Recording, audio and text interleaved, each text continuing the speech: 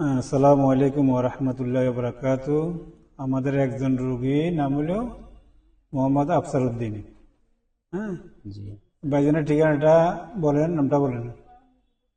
মন্নাননগর, নলেশ্বর, হাতিয়া, নোয়াখালী। হাতিয়া নোয়াখালী। কি নাম? নাম হলো আফসার উদ্দিন। আগে কি সমস্যা ছিল মনে আছে? আমার আগে সমস্যা ছিল যে ঘন ঘন পাতলা পায়খানা হইতো এবং খানা খাওয়ার পরে পেট মুসুর দিয়ে পায়খানার ব্যাগ হইতো। তারপরে পেটে কামড় ছিল, মুসুর দিত, তারপরে একসাথে বাথরুম হয়ে যেত। তো আলহামদুলিল্লাহ আমি এই মোটামুটি 2 বছর চিকিৎসা নেওয়ার পরে অনেকটাই আলহামদুলিল্লাহ ভালোর দিকে আছি। এখন মোটামুটি বাসিনি চললে আমি মোটামুটি সুস্থ অনুভব করি আমি। রোগের নাম কি ছিল? আইবিএস। বিএস ছিল। জি। কত কষ্ট হয়েছিল? কষ্ট হয়েছিল কত আমি বছর? কমপক্ষে এটা নিয়ে 5-6 বছর কষ্ট করেছি। তখন বাথরুম কন্ট্রোল করতে পারতেন না? বাথরুম কন্ট্রোল করতে পারতাম না, এখন খানা খাইতে ভয় পেতাম। হুম। এখন আলহামদুলিল্লাহ ভয় পান? মোটামুটি এখন ওইটা কেটে গেছে। আমার এখানে কয় বছর চিকিৎসা নিয়েছেন? এখানে চিকিৎসা নিয়েছি 2 বছর। প্রায় 2 বছর টান আসছেন? জি, টানায় আসছি। গ্যাপ দেন নাই? না, গ্যাপ দিই নাই। এই হাতিয়া থেকে আসছেন না এখানে আসতে না, থাকেন? এখানে আমি মাদ্রাসা আছি। মাদ্রাসায় আছেন? জি। ইয়াতে মনে হয় কারাকুচা আমদাদ ফুলগাজী ফেনী। ফুলগাজী। হ্যাঁ। জি। তাহলে আলমের সমস্যা না, গায়ে কি চুলকানি ছিল? কোনো চুলকানি?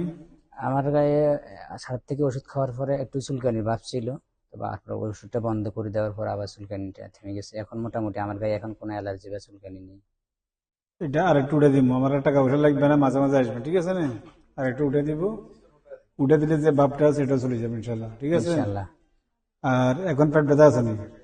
এখন এমনি মাঝে মধ্যে একটু পেট ব্যথা হয়, বাকি মাঝে মধ্যে? একটু খানা একটু মানে নিয়ন্ত্রণে খাইলে বা বাসি যেগুলা পরিত্যাগ করার জন্য বলেছেন, নিষেধ বলেছেন, এগুলা ছেড়ে দিলে মোটামুটি আলহামদুলিল্লাহ আমি অনেকটাই সুস্থতা অনুভব করি। মানে আগের মতো পথে ঘাটে যে কষ্ট হইতো, কষ্টগুলো এখন নাই? না, এখন আলহামদুলিল্লাহ এত বেশি হয় না। হুম। তো ভালো থাকবেন। আমরা একটা কথা বারবার বলি যে প্রচলিত কোনো চিকিৎসা স্কিন ডিজিজ ভালো হয় না। স্কিন ডিজিজ তারা কি করে, ডাইভার্ট করে ভিতরে ঢুকাইতে, ভিতরে বা ডুবাইতে বা চাপা দেয়।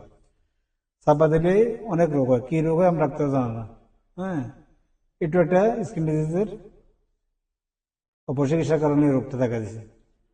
তো আমার আপনার সাথে যখন কথা বলছি আমি বলছি যে যদি কোনো কারণে স্কিন ডিজিজ দেখা দেয় তাহলে রোগটা ভালো হবে। মনে আছে না কথা? জি। যে স্কিন ডিজিজ আমরা উঠে নিয়ে আসতে পারি, রোগটা কি হবে? ভালো থাকবেন। জি। জি। তো আমার কথার কাজে মিলে আছে না?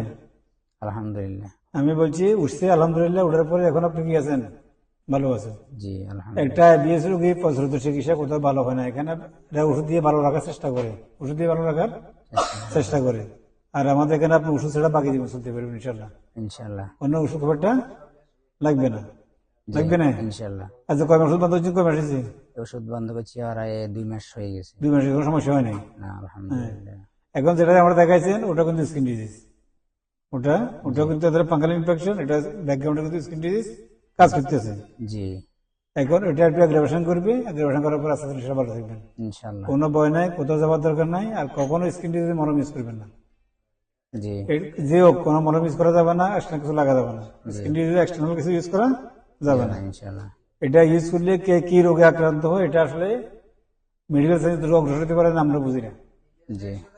যত রোগী আছে সব রোগী স্কিন ডিজিজ থেকে আক্রান্ত হয়ে অন্য রোগে ডায়াবেটিস। এই জন্য স্কিন ডিজিজে কখনো মলম ইউজ করা যাবে না, ঠিক আছে? ইনশাল্লাহ। এটা 500 মাথায় রাখবেন। হ্যাঁ, ইনশাল্লাহ। আল্লাহ ভালো রাখুক। মুভিদের জন্য দোয়া করবেন, আমাদের হেলিম্যানের জন্য দোয়া করবেন, আমাদের জন্য দোয়া করবেন, ইনশাল্লাহ। ঠিক আছে? ইনশাল্লাহ। টাকা পয়সা যার আগে আমরে রাখি নাই, এটা আমি অসুস্থ আছি রাখি নাই ইনশাল্লাহ। আর আল্লাহ ভালো রাখছে, দীর্ঘদিন ভালো থাকবেন ইনশাল্লাহ। ইনশাল্লাহ। ঠিক আছে, দোয়া করবেন। হ্যাঁ, আসসালামু আলাইকুম। ওয়ালাইকুম আসসালাম।